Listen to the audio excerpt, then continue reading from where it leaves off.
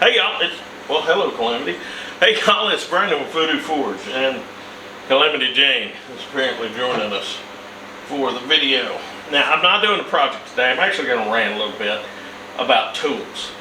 And the reason why is I've had people bite me.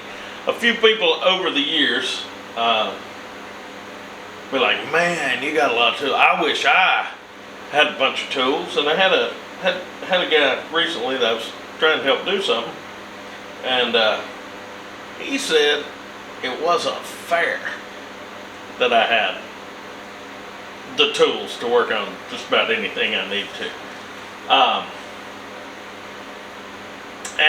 And that just, I don't know, do these people not understand how tools are acquired, or I don't get it. I certainly don't understand thinking that it's not fair that somebody has something that they worked for and paid for. That makes no sense to me. But what I figured I would do was kind of explain where some of my different tools came from and why I have so many tools. So, Christmas of 1985, I guess. Yeah, it would have been 85.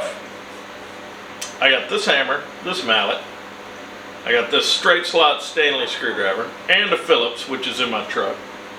A couple of wood chisels, which I wore out long ago. I got them for Christmas. Also got some nails and screws and that I had when I was a kid. I made all kinds of stuff using these, and those are the first tools I remember having, and I still have all of them that aren't worn out. Now, I don't have every tool I've ever had, but I still have those.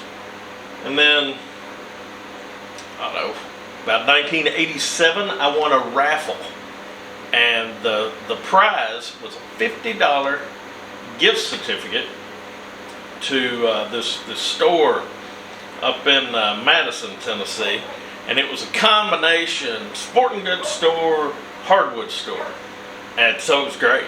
It was great, and I got some things that I wanted from there. I got a coping saw, I got a torpedo level, I got this Stanley Shearform shaver, and I still have them, and they still work. I hadn't needed to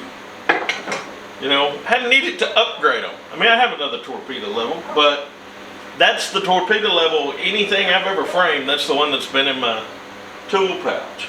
If you get stuff and you take care of it, it'll last. Also got a brick of 22s that were like $8 at the time with my gift card. So yeah, imagine it selling a 10-year-old 500 grams of 22 now. When I turned 16, and so yeah, like 93, I got my 71 Nova. Needed an oil filter wrench. Walmart had pretty good stuff then, and I went and bought this oil filter wrench. Still have it. Still use it when I run across a big oil filter. Got a set of Craftsman screwdrivers at the same time from Sears. And a big Craftsman socket set. Now, I don't have the socket set anymore because somebody stole it out of my truck. But, I was buying tools to be able to work on my vehicle, what I needed to work on at the time. When I started college, I was also working in a carpentry shop and going to school. And then I had another job on the weekends. But I bought this Craftsman hammer. I was a big Craftsman fan, you can probably tell. But I bought this Craftsman hammer. I still have it. It's still a dandy claw hammer. Also, while I was going to school there, I stopped by a yard sale and I paid $1 for this Stanley 18 sliding T-bubble. This was made in the 60s. It was good. Never wear it out. Since then, tools have come from various places. When I worked down on the Ocoee River, there was a place down there called J&B Discount, and they were mostly cheaper tools, but pretty good stuff. This is before I don't think I'd ever seen a Harbor Freight at the time, but they would have these like traveling tool sales that would set up in the National Guard Armory, and it had like the stuff they have in Harbor Freight now, but it would be for like 4 days at the National Guard Armory. But J&B Discount, I got this crescent wrench and this set of wire cutters, and I've had them 20 years. They're not the highest quality, but they've been great. They've done what I've needed to do. I also picked up, this is a Nicholson cabinet maker's rasp, half round and flat, and man, these things are expensive now. Good American made rasp. I've used that, putting 1 million hammer handles and axe handles in. And then, like here's for instance, this big set of shears. Scrapyard. 25 cents a pound. So probably, 75 cents maximum. Things are just out there. You know, and don't, there are things at Harbor Freight that there's nothing wrong with. You know, so like really a shod hammer, a dead blow hammer, you probably don't need a snap-on one, but it's really handy to have one running around. And then things like this. The other day I went to get feed. They had these on sales. These are snap ring pliers. They were $4.79. I will use those.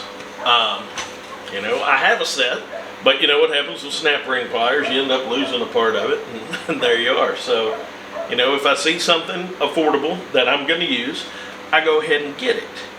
And I have tools. The reason why I have weird sizes of wrenches and things, it's all something I have needed at one point, working on a vehicle I have, a piece of machinery I have, something.